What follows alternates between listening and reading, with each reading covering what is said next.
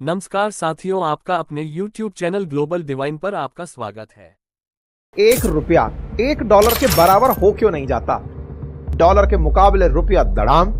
रुपए ने गिरावट का सारा रिकॉर्ड तोड़ा। $1 के मुकाबले आज रुपए की कीमत ₹87 और 29 पैसे के ऐतिहासिक निचले स्तर पर आई। Rupee is on a free fall against the mighty dollar. $1 = ₹100 कब होने वाला है? दुख की बात है भाई। क्या ऐसा नहीं हो सकता कि यार डॉलर और रुपया बराबर हो जाए? ना, डॉलर के मुकाबले रुपया गिर रहा है और आप इस तरह रिएक्ट मार रहे हो। बिल्कुल ठीक बात है, रिएक्शन तो गलत है, लेकिन क्या ऐसा नहीं हो सकता कि यार डॉलर और रुपया बराबर हो जाए? सरकार कुछ क्यों नहीं जुगाड़ लगा लेती? यार एक बात बताओ, 1 किलो चावल हो या 1 किलो गेहूं, वजन तो दोनों का किलो में ही नप रहा है, दोनों बराबर ही हैं। फिर बराबर क्यों नहीं हो जाते? काश अगर बराबर हो जाए तो सोचो कितना अच्छा हो। आप पूछो कैसे? डॉलर और रुपया बराबर हो, भाई साहब आईफोन 999 रुपए में मिलने लगेगा। भाई साहब लैम्बोर्गिनी फरारी जैसी गाड़ी 4-5 लाख रुपए में इंडियन करेंसीज में आने लगेंगी। मतलब कुल मिलाकर के ऐसा हो जाएगा कि सब कुछ आराम ही आराम होगा। तो दिमाग में बहुत सारी तैयारियां हो गई। तो चलो यार भाई साहब, तैयारी कर ही ली तो कर ही देते हैं इसको एग्जीक्यूट। अनाउंसमेंट ये है कि इस 15 फरवरी की मध्य रात्रि 12 बजे ₹1 $1 के बराबर होगा। लीजिए अनाउंसमेंट सुनिए। मित्रों, आज 15 नवंबर को मध्य रात्रि यानी 12 बजे से ₹1 $1 के बराबर होगा। लेकिन जितना इजी तरीके से मैंने आपको बोल दिया, ऐसे अगर होने लगता फिर तो पूछिए नहीं क्या क्या हो जाता। साथियों, 10 साल पहले देश के प्रधानमंत्री ने कहा था, ये ऐसे नहीं होता मित्रों। मैं शासन में बैठा हूं, मुझे मालूम है इस प्रकार से रुपया इतनी तेजी से गिर नहीं सकता। अरे ये नेपाल का रुपया नहीं गिरता है, बांग्लादेश की करेंसी नहीं गिरती है, पाकिस्तान की करेंसी नहीं गिरती, श्रीलंका की करेंसी नहीं गिरती। क्या कारण है हिंदुस्तान का रुपया पतला होता जा रहा है? हमारी फाइनेंस मिनिस्टर ने बोला था कि ये सच है कि रुपया गिरा नहीं बल्कि डॉलर मजबूत हुआ है। इसका मतलब क्या है भाई? First of all, I would look at it as not rupee sliding, I will look at it as dollar strengthening. Dollar strengthening incessantly. और अपोजिशन सरकार पर जो आरोप लगाती है, क्या वो सही है? आज के एपिसोड में हम ये समझने का प्रयास करेंगे, लेकिन इससे पहले थोड़ा सा रुपए की हिस्ट्री जान लेते हैं। देखिए, जब इतिहास की बात होती है ना, तो कहां से जरूरत पैदा हुई कि सब करेंसी होनी चाहिए, इसको समझते हैं। पहले तक होता यह था कि मुझे अनाज की जरूरत है और आपको सब्जी की जरूरत है। मेरे खेत में गेहूं पैदा हुआ और आपके में सब्जियां पैदा हुई। मैंने गेहूं के बदले आपसे सब्जी ले ली, समझा कि दोनों का महत्व बराबर है, तो दोनों ने सामान का एक्सचेंज कर लिया। लेकिन मेरे पास तो पेन था, मैं इस पेन को लेकर गया, भाई साहब मुझे आपसे 10 किलो आलू चाहिए। उसने कहा, भाई साहब मुझे इस पेन की जरूरत नहीं है। आलू की आपको जरूरत हो सकती है, लेकिन मुझे इस पेन की जरूरत नहीं है। टेक्निकली वस्तु विनिमय ही सबसे पहले एक दूसरे के साथ व्यापार का तरीका हुआ करता था, जैसे बार्टर सिस्टम कहते थे। लेकिन उसके चैलेंजेस आप खुद से समझ कर देखिए कि हर किसी के पास सेम बार्टर की जरूरत नहीं थी, और साथ ही साथ ये बड़ा अनऑर्गेनाइज्ड था। कैसे पता लगाएं कि 1 किलो घी और 10 किलो आलू बराबर वैल्यू रखते हैं, ये समझना बड़ा चैलेंजिंग था। कुल मिलाकर के वस्तुओं के विनिमय में एक तो लिमिटेशन की सामान उठा उठाकर कौन चले। आसान तरीके से ऐसे समझिए कि आज मान लीजिए कि एक बोरी अनाज में आपको लेट्स से एक शर्ट मिल सकती है, लेकिन अगर आपको वहीं एक मर्सिडीज गाड़ी खरीदनी हो तो आप कितने सारे ट्रैक्टर भर करके गेहूं लेकर जाएंगे। तो ऐसे में बार्टर सिस्टम की कुछ लिमिटेशंस आने लगी। लिमिटेशंस आई तो फिर वहीं से ही आपदा अवसर को जन्म देती है। देश में बार्टर सिस्टम हटा और कॉइन सिस्टम एंट्री किया। कॉइन सिस्टम एंट्री किया तो इसका एक इतिहास था। इतिहास कहां से था? हड़प्पा सिविलाइजेशन हो या फिर मौर्य कुषाण, इन सभी काल में करेंसी चलती रही। इंडियन करेंसी कभी इंडिया में ही नहीं थी, इसके अलावा भी बहुत सी जगह एक्सेप्ट की जाने लगी। बड़े शब्दों में कहें तो जो ये रुपया शब्द आज अपन यूज करते हैं ना, ये रुपया बहुत सी जगह पर चला क्योंकि ये संस्कृत शब्द रुपए से लिया गया था। और साथ ही साथ शेरशाह सूरी का जो काल था वो आधिकारिक काल माने जाने लगा जब से इसकी एक्सेप्टेंस बढ़ी। शेरशाह सूरी ने जो सिस्टम चलाया उसी को अकबर ने मान लिया और उसने उस मॉनेटरी पॉलिसी को एज इट इज जारी रखा। चूंकि काबुल से लेकर चटगांव, कश्मीर से लेकर दक्कन तक मुगल डायनेस्टी का विस्तार था, तो उन्होंने अपनी इस पूरी डायनेस्टी के लिए टकसाल बनवाए कि भाई हमारा सिक्का चलेगा। तो सिक्के गढ़वाने शुरू किए और जहां तक उनका विस्तार था कार्य क्षेत्र का, वहां तक उनके सिक्के चलने लगे। अब चूंकि कई ट्रेडर्स मुगल डायनेस्टी के ऊपर भरोसा करते थे, तो मुगल टकसाल से निकले हुए सिक्के धीरे धीरे यहां से आगे भी जाने लगे। टकसाल से बने सिक्के सोने के, चांदी के, इन सिक्कों को और जगह एक्सेप्ट किया जाने लगा कि भाई ये एक जगह से बनकर आया है, तो ये व्यापार के अंदर उपयोग में लिया जा सकता है। ये तो हो गई पुराने समय की बात, जब व्यापार करना अलग अलग मायनों में कितना मुश्किल होता था। लेकिन आज ऑनलाइन के दौर में ये बहुत ही आसान हो चुका है। अगर आप भी अपना खुद का ऑनलाइन व्यापार शुरू करना चाहते हैं लेकिन पता नहीं कहां से शुरू करें, तो हम आज आपके लिए लाए हैं ओडू, जो एक online all in one solution देने वाला सॉफ्टवेयर है, जहां आपके अपने बिजनेस के डेली ऑपरेशंस को मैनेज कर सकते हैं। जैसे कस्टमर को मैनेज करना CRM से, इनवॉइस भेजना भी है, ऑनलाइन पेमेंट कलेक्ट करना है, इन्वेंट्री और स्टॉक को मैनेज करने की प्रोसेस को सिंप्लीफाई करना, यहां तक कि वेबसाइट को प्रोफेशनली खुद से ही बनाना या फिर अपने सेल्स को ट्रैक करना। यहां दिए गए डैशबोर्ड से आप अपने बिजनेस के सारे डेटा एक ही जगह पर देख सकते हैं। सिर्फ इतना ही नहीं, ओडू हर फील्ड से रिलेटेड ऐप प्रदान करता है और उन्हें एक ही प्लेटफॉर्म पर इंटीग्रेट कर देता है, तो आपको अलग अलग सॉफ्टवेयर्स में पढ़ने और टेंशन लेने की जरूरत नहीं होगी। मैं कहता हूं, कैसा रहेगा अगर आप एक सॉफ्टवेयर का इस्तेमाल करके आप अपने सारे बिजनेस ऑपरेशंस को मैनेज कर सकें, और तो और आपको पेमेंट भी सिर्फ एक सॉफ्टवेयर का करना पड़े। ओडू को अभी ही ट्राई कर सकते हैं, वो भी बिल्कुल फ्री, क्योंकि जो भी ऐप पहले आप इस्तेमाल करेंगे ओडू की वो लाइफ टाइम फ्री होगी। अगर आपको ज्यादा एप्लीकेशन भी यूज करने हैं और आपको लगे कि बिजनेस में अब ऑपरेशंस बढ़ गए हैं, एक्सपेंड करना है, तो उसका भी समाधान है। आप इनका पेड प्लान ले सकते हैं, जो सिर्फ 580 रुपए के सब्सक्रिप्शन में उपलब्ध है, जो कि आपके स्विगी जोमेटो पे खाने के ऑर्डर से भी कम दाम पर है। तो शुरू करें अपना बिजनेस आज ही, अच्छे से मैनेज करें बिजनेस ऑनलाइन। लिंक डिस्क्रिप्शन में है, चेक करें यहीं से ओडू को। अब संयोग है कि अकबर के शासनकाल में चला हुआ पहली बार इंडियन करेंसी पर रुपया शब्द भी दिखाई दिया। इस तरह भारत में ट्रेड करने के लिए ब्रिटिशर्स, डच, डेनिश और फ्रांसीसी ईस्ट इंडिया कंपनी को अपनी चांदी को एक करेंसी में बदलना पड़ा, जिसे हर जगह एक्सेप्ट किया जा सके। 17वीं सेंचुरी के अंत और 18वीं सेंचुरी की शुरुआत में कंपनियों ने मुगल रुपए को एक ट्रेडिंग कॉइन बना दिया। इसे श्रीलंका और इंडोनेशिया जैसे उनके नियंत्रण वाले क्षेत्रों में निर्यात किया जाने लगा। स्थानीय प्रचलन में इसका इस्तेमाल होने लगा। यही कारण है कि जब इन देशों ने अपने सिक्के बनाने शुरू किए, तो भी उस पर फारसी शिलालेखों के साथ मुगल स्पेशलिटी को भी बरकरार रखा। 19वीं शताब्दी में यूरोपियन पावर ने अपने स्वयं के एजेंडे को आगे बढ़ाने के लिए उपनिवेशों में मुद्राएं शुरू की। चूंकि रुपया पूर्वी अफ्रीकी तट पर पहले से ही एक परिचित व्यापारिक मुद्रा था, इसलिए जर्मन और ब्रिटिश पूर्वी अफ्रीका, इतालवी सोमालीलैंड और पुर्तगाल के मोजाम्बिक की नव स्थापित कॉलोनियों ने अपने स्वयं के रुपये जारी करने शुरू कर दिए। ब्रिटिशर्स ने गल्फ कंट्रीज जैसे कि कुवैत, बहरीन, कतर, इस ट्रूशियल स्टेट जिसको मॉडर्न यूएई कहते हैं, और ओमान सल्तनत के अरब शेखों को भी लीगल टेंडर बनाने का एग्रीमेंट दे दिया। आरबीआई ने बकायदा गल्फ कंट्रीज के लिए नोटों की एक स्पेशल सीरीज लागू कर दी। अब सोचने वाली बात है कि रुपया as a global currency accept होने लगा था, लेकिन फिर क्या हुआ? कैसे अचानक इंडियन रुपी इन सब देशों ने छोड़ दिया और ये डॉलर अचानक ट्रेडमार्क कैसे बन गया भाई? तो आइए अब इस विषय को समझते हैं। देखिए, आजादी से पहले भारत पर ब्रिटिशर्स का शासन था, यानी कि हम ब्रिटिश उपनिवेश थे। ऐसे में ब्रिटिशर्स की जो वैल्यू थी वो भारत के साथ जुड़ चुकी थी, अर्थात ब्रिटिशर्स की इकोनॉमिक कंडीशन अच्छी तो रुपया अच्छा। ऐसे में ही वर्ल्ड करेंसी की तरह जो ब्रिटिश पाउंड था, उसको फिक्स परसेंट के रूप में यूएसडी में चेंज किया जा सकता था। ब्रिटिशर्स उस समय पाउंड चलाते थे, जबकि अमेरिकी जो डॉलर था वो रुपए से जोड़ा हुआ था कि भाई $1 इतने गोल्ड के बराबर, यानी कि आप डॉलर लेकर गए और उसके बदले में गोल्ड लेकर आ गए। 1930 के दशक में जब महामंदी आई तो वर्ल्ड इकोनॉमी पूरी तरह तहस नहस हो गई। भारत की अर्थव्यवस्था को भी उसका असर झेलना पड़ा। उपनिवेश होने के कारण इसे दोहरी मार झेलनी पड़ी। किस किस की? एक तो सेकेंड वर्ल्ड वॉर, और फिर वर्ल्ड इकोनॉमी को बड़ा झटका। भाई 1944 में एक वर्ल्ड समिट हुई जिसका नाम रखा गया ब्रेटन वुड सम्मेलन। उस समय यूएस इकोनॉमी दुनिया की सबसे बड़ी इकोनॉमी बन चुकी थी, तो यूएस ने खुद को सुपर पावर के रूप में एस्टेब्लिश कर लिया। वहीं यूएस की करेंसी जो गोल्ड के अगेंस्ट पैक्ड कर दी गई थी कि भाई इतने डॉलर में इतना गोल्ड मिलेगा, उसने अपनी करेंसी को पूरी तरह कह दिया कि चाहे डॉलर लो या गोल्ड लो, बात एक ही है। ब्रिटिश पाउंड भी अब डॉलर से पैग हो गया कि साहब ब्रिटिश पाउंड से आप डॉलर परचेज कर सकते हो। तो देखो, हम ब्रिटिश पाउंड से, ब्रिटिश पाउंड डॉलर से, डॉलर गोल्ड से, तो ऑटोमेटिकली गोल्ड के बाद जो सबसे प्रीशियस एलिमेंट बचा वो डॉलर था।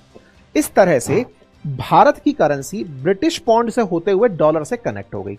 हालत ये हो गई कि एक पाउंड बराबर था 13.37 रुपए के 1947 में, जबकि $1 4.16 रुपए के बराबर था। मतलब एक तरीके से पाउंड ज्यादा महंगा था डॉलर के मुकाबले। चलो साहब कोई बात नहीं, फिर भी ये कहने लायक रेट तो है, $1 इक्वल्स टू 4 रुपए। लेकिन शुरुआत में से ये बराबर नहीं थे। तो फिर बड़ा सवाल ये बनता है कि अल्टीमेटली कोई भी देश अपनी करेंसी की वैल्यू को गिराता क्यों है? वो कौन से फैक्टर हैं जो ये डिसाइड करते हैं कि $1 कितने रुपए के बराबर होगा, या $1 कितने पाउंड के बराबर या यूरो के बराबर होगा? दुनिया में यूएन के अंदर 193 कंट्रीज हैं और उनकी अपनी करेंसीज भी हैं। ऐसे में अमेरिका की करेंसी डॉलर है, लेकिन हमारी तो अपनी करेंसी है। डॉलर के मुकाबले रुपया कितना मजबूत होगा, इसे समझने के लिए हम आपको कुछ बेसिक उदाहरण लेंगे। लेकिन यह जरूर समझा देते हैं कि अगर मुझे डॉलर को रुपए में कन्वर्ट करना है कि $1 इतने रुपए के बराबर है, तो इस दर को हम एक्सचेंज रेट कहते हैं। दुनिया में ये जो एक्सचेंज रेट है ये 3 तरह की होती है। एक होती है floating and managed exchange rate, दूसरी प्रकार की जो एक्सचेंज रेट होती है वो होती है फिक्स एक्सचेंज रेट, और तीसरी प्योर मैनेज्ड होती है। तो फ्लोटिंग, फिक्स और मैनेज्ड, अब हम तीनों को समझेंगे, लेकिन उससे पहले थोड़ा सा रुपए की वैल्यू डॉलर के बराबर क्यों नहीं होती है उसके लिए एक उदाहरण समझते हैं। मान लीजिए 2 देश थे, एक का नाम एक्स था, एक का नाम वाई था। आपने इन दोनों को शुरुआत में 100 रुपए दिया कि भाई मेरे देश में रुपया चलता है, आप 100 रुपए रखिए, आप 100 रुपए रखिए। दोनों से कहा जाओ बेटा इस 100 रुपए से कुछ बढ़िया बना कर लाओ। एक्स देश गया, उसने 100 रुपए में 100 आम के पौधे लगा दिए। वाई देश भी गया, उसने भी 100 रुपए में 100 आम के पौधे लगा दिए। तो उन्होंने बढ़िया कर लिया। अभी भी एक्स और वाई बराबर जगह खड़े हैं, लेकिन वाई तेजू निकला। उसने भाई साहब अगली बार इस आम की निकली हुई गुठलियों से फिर और आम के पौधे लगा दिए। इधर एक्स वाले इन आमों को बेचकर खाकर सुख लेने लगे। इनके आम खत्म होने लगे, उनके आम बढ़ने लगे। तो टेक्निकली मिले 100 रुपए ही थे। इन भाई साहब ने आम से आम बनाए और ये आम खा के गुठलियों के दाम भी नहीं वसूल पाए। उधर वाई और तेजू निकला। उस भाई साहब ने आगे चल करके उन आमों से आम का रस, आम का पना, आम का अचार, पता नहीं क्या क्या बनाना शुरू कर दिया। इनके 100 रुपए में कितना सारा सामान मिल गया। मतलब कि ये अपने आप में एक बड़ी अर्थव्यवस्था बन गए, क्योंकि इन्होंने 100 को 200 में, 200 को 400 में बदल दिया। क्योंकि अल्टीमेटली इनके पास तो 100 की 100 ही आम के पेड़ रह गए, और 100 के आम पेड़ों से जितना आम निकला वो आम एज इट इज सामने खड़ा है। तो कुल मिलाकर के वाई जो है वो एक बड़ी इकोनॉमी बनता चला गया। अर्थात दोनों के मूल्य बराबर तो नहीं रहे। अर्थात यह हुआ कि धन की वैल्यू बराबर होने के लिए आवश्यक है कि उस धन से जुड़े हुए जो वस्तु हैं उनकी वैल्यू कितनी है। अर्थात उस धन से, यानी उस कंट्री के अंदर जो सामान है उसकी वैल्यू कितनी है। इस आधार पर तय होता है करेंसीज का पहला कंपैरिजन, कि अगर इंडिया में किसी के पास 1 लाख रुपए हैं तो क्या वो 1 लाख रुपए में इतने सामान खरीद सकता है जितने अमेरिका में खरीद सके, या फिर अमेरिकी $1,00,000 में वो उतने सामान खरीद सकता है। इस तरह से दोनों वस्तुओं के भाव तय होते हैं। पहला आधार ये होता है। ऐसे ही इस काम को फिक्स रखने के लिए, तो अब जिन जिन कंट्रीज के बीच में ये अंतर पैदा होता चला जाता है कि भाई मेरे 1 रुपए में इतना माल मिल सकता है, इनके 1 रुपए में इतना सा ही माल मिलता है। इसका मतलब इन दोनों के रुपयों में अंतर आ चुका है। इस अंतर को अगर बाजार में उत्पादित हुए वस्तुओं से ही मैनेज देखा जाए तो इसे फ्लोटिंग एक्सचेंज रेट कहा जाता है। आज $1 के मुकाबले रुपया गिरता जा रहा है। इसका अर्थ यह हुआ कि डॉलर लगातार मजबूत हो रहा है। मतलब डॉलर से लोगों का रुझान जुड़ रहा है और रुपए से रुझान घट रहा है। रुपए में वो नहीं हो सकता जो डॉलर में हो सकता है। डॉलर की एक्सेप्टेंस बढ़ रही है। अमेरिकी इकोनॉमी मजबूत हो रही है। अमेरिका के अंदर पैसा बढ़ रहा है। जिनके पास डॉलर है वो मालामाल हो रहे हैं। इस तरीके की जो धारणा है ये सबसे पहला इंप्रेशन है। तो ये वाली जो एक्सचेंज रेट है ये फ्लोटिंग एक्सचेंज रेट कहलाती है। ठीक है साहब। दूसरी प्रकार की एक्सचेंज रेट होती है और वो होती है फिक्स एक्सचेंज रेट, जिसमें कोई कंट्री खुद से डिसाइड कर लेती है कि भाई मेरा तो $1 इतने का ही बिकेगा, या फिर मैं इतने डॉलर में $1 ही दूंगा। ये डिसाइड करने वाले लोग अपनी तरफ से तो डिसाइड कर लेते हैं। आप कहेंगे कोई ऐसा देश है क्या? बिल्कुल है। बहरीन है, हांगकांग है, इराक है, सऊदी है। ये लोग फिक्स कर चुके हैं। लेकिन वही वाली बात है, कोई देश कहे कि नहीं खरीदना हमको आपका सामान, जैसे इंडिया वाले कहने लगे कि साहब मैं तो $1 में ही $1 बेचूंगा, तो सामने वाला कहेगा ठीक है सर, फिर हम आपके यहां पर डॉलर का इन्वेस्टमेंट FDI के रूप में क्यों करें? आपके यहां आने का बड़ा कारण यह था कि हमें आपके यहां लेबर सस्ती मिल जाती थी, जमीन सस्ती मिल जाती थी, काम करना जल्दी आसान हो जाता था, इसलिए हम यहां पर आए। आपके यहां पैसा क्यों लगाएं? हम तो अपने यहां जा रहे हैं। इसका मतलब फिक्स एक्सचेंज रेट वाले इकोनॉमी तुलनात्मक रूप से FDI प्राप्त नहीं करती। दुनिया के देश वहां पर आना पसंद नहीं करते। यही कारण है कि भारत ने अपने यहां पर एक्सचेंज रेट्स को बार बार बदला है, अपनी करेंसी को खुद से डिवैल्यूएट किया है, किसी से कहे बिना ही हमने खुद से गिराया है कि भाई सुनो, डॉलर के मुकाबले रुपया कमजोर मान लो और अपने डॉलर को हमारे देश में इन्वेस्ट करने लेकर आओ। भारत ने 1949 में, 1966 में, 1991 में खुद से रुपए को गिराया है। रुपए को गिराया है मतलब कि साहब $1 में हम इतना रुपया कर लेंगे। ऐसा क्यों? ताकि जिनके पास डॉलर है उन्हें लगे कि इंडिया सस्ता है, चलो यहां पर निवेश करते हैं। और हुआ भी यही। हम क्राइसिस के टाइम में जब जब फंसे तब हमें डॉलर की जरूरत पड़ी। अब बड़ा सवाल, हमें डॉलर की जरूरत पड़ती क्यों है? क्योंकि दुनिया में डॉलर चलता है। आप रुपए से पेमेंट क्यों नहीं कर लेते? क्योंकि आपके रुपए से दूसरे देश को कुछ और मिल नहीं रहा ना। ये वही वाली बात हो गई जो बार्टर सिस्टम के समय मैंने की थी। उदाहरण के लिए, आज आपने सऊदी से तेल खरीदा और उसको रुपए पकड़ा दिए कि सर ये लो, हमको तेल चाहिए था, आप रुपए ले लो। अब सऊदी ने कहा सर मैं इस रुपए का करूं क्या? आपने कहा कि आप अमेरिका से आईफोन मंगवा लो। अमेरिका ने कहा मैं मानता ही नहीं हूं इसको रुपया, मैं इसको करेंसी मानता ही नहीं हूं। आपने कहा कि हम नाराज हो जाएंगे। बोले हो जाओ, आपको भी मेरी जरूरत है, इसको भी मेरी जरूरत है, तो मैं ज्यादा बड़े सेपर हूं ना, क्योंकि मैं बड़ी अर्थव्यवस्था हूं। भैया इतना कितनी बड़ी अर्थव्यवस्था है भाई, वो $29 ट्रिलियन पर बैठा है, हम $3.5 ट्रिलियन पर बैठे हैं। वो डेवलप्ड इकोनॉमी है, 30-35 करोड़ पॉपुलेशन लेके बैठा है, हम 145 करोड़ की पॉपुलेशन लेकर बैठे हैं। हमारे यहां पर इतनी ज्यादा विषमताएं हैं, वो सब कुछ डेवलपमेंट की तरफ ले जा चुका है। इसका मतलब हम मुकाबले में कहीं नहीं खड़े। जब नहीं खड़े तो उसकी मर्जी चल रही है, भले मैं तो डॉलर ही लूंगा। तो फिर सऊदी आपसे बोला सर, वो सामने वाले ने कहा है कि वो डॉलर ही लेगा, वो रुपया ले नहीं रहा है। तो आपने कहा कि हम क्या करें? सर हमें डॉलर दे दीजिए। आपने कहा भाई मेरे पास डॉलर तो नहीं है। तो सर डॉलर कमाइए। तो अब आप डॉलर कमाएंगे कैसे? डॉलर कमाने के लिए आप गए अमेरिका के पास कि सर सुनो ना, आप हमारी वस्तुओं को खरीदो और हमें डॉलर में पेमेंट करो। तो अमेरिका ने कहा वाह साहब वाह, हम आपके यहां से सामान क्यों खरीदें? ये बताओ आपके यहां ऐसा क्या पैदा हो रहा है जो हम आपसे खरीदें? आपने कहा सर हम देखो सस्ती लेबर देते हैं, हमारे यहां पर सस्ता सर्विस है, आप हमसे सर्विस खरीदो। तो अमेरिका ने कहा नहीं नहीं साहब, आप तो बड़े लोग हैं, आपको तो $1 $1 के बराबर चाहिए, तो मैं आपके लोगों से सर्विस क्यों कराऊं? किसी और देश से ना करा लूं? वहां पर तो लोग सस्ता काम करने के लिए मरे जा रहे हैं, तो मैं आपसे ही क्यों कराऊं? आपने कहा हाँ यार ये बात तो लॉजिकल है। फिर अमेरिका को समझाया गया सर सुनिए ना, एक काम और कर सकते हैं, हम आपको सस्ते में काम करके दे देंगे। कितने में काम करके दे दोगे? सर $1 का काम, आप $1 दो हमें, हम आपको $1 में ₹50 के बराबर काम करके दे देंगे। Very good. सर आप हमें $1 दो, हम आपको ₹87 के बराबर काम करके दे देंगे। मतलब समझ गए? हमें डॉलर की जरूरत है इसलिए हम उनको सस्ता काम देना चाहते हैं। सस्ता काम देंगे तो ही डॉलर हमारे पास आएगा। और डॉलर हमें क्यों चाहिए? क्योंकि हमें वर्ल्ड को पेमेंट डॉलर में करने हैं। दुनिया भर से माल खरीद लिया, उस माल के पेमेंट्स करने हैं, अदरवाइज क्या हो जाएगा? अरे भाई बैलेंस ऑफ पेमेंट क्राइसिस हो जाएगा। 1991 में जैसा हुआ, आपको गोल्ड गिरवी रखना पड़ा, ऐसे गोल्ड गिरवी रखना पड़ जाएगा, देश की अर्थव्यवस्था खड़ी नहीं रह पाएगी। आज श्रीलंका के या पाकिस्तान के जब हालात देखते हैं तो श्रीलंका के साथ हुआ क्या था? उसके पास फॉरेक्स ही तो खत्म हो गया था, तो तेल के टैंकर खड़े रह गए। तेल वाले कह रहे हैं $1 दो तो तेल खाली करें, नहीं तो नहीं होगा। तो श्रीलंका बर्बाद हो गया। पाकिस्तान के पास सबसे बड़ी दिक्कत चल क्या रही है? $16 बिलियन आउटर स्टॉक है, जिसमें से $9 बिलियन सऊदी वालों ने धर रखा है कि ये दिखाने के लिए धर रखा है, यूज मत कर लेना क्योंकि पेमेंट नहीं देंगे तुमको हम। तो कुल मिलाकर के दुनिया में डॉलर का जो वर्चस्व हुआ वो आपके बैलेंस ऑफ पेमेंट को सेटल करने के लिए हुआ। आपको दुनिया को पेमेंट करना है, वो दुनिया 80% ट्रेड में डॉलर ही एक्सेप्ट कर रही है, इसलिए आपको अपनी करेंसी को डिवैल्यूएट करना पड़ा कि भाई साहब डॉलर देते रहो। फिर डॉलर हमारे यहां आता कैसा है? एक तो वो सर्विस का पेमेंट करते हैं, दूसरा हमसे यहां सस्ते सामान मंगाते हैं। यही कारण है कि आप देखते हैं कि भारत $118 बिलियन के आसपास यूएस के साथ ट्रेड करता है और उसमें ट्रेड सरप्लस में रहता है। ज्यादा माल बेचते हैं हम उनको और डॉलर लेते हैं। डॉलर जब हमारे पास आता है तो दुनिया के सामने हम खड़े हो पाते हैं। और हम क्या कर सकते हैं? हम अमेरिका से कहते हैं कि भाई आओ और हमारे यहां पे हमारी कंपनियों में निवेश करो, जिसे आप फॉरेन डायरेक्ट इन्वेस्टमेंट कहते हैं। सर एफडीआई करो, एफडीआई करके हमें पैसा देकर के जाओ, डॉलर्स देकर के जाओ। तो अमेरिका से हमें एफडीआई भी मिलता है।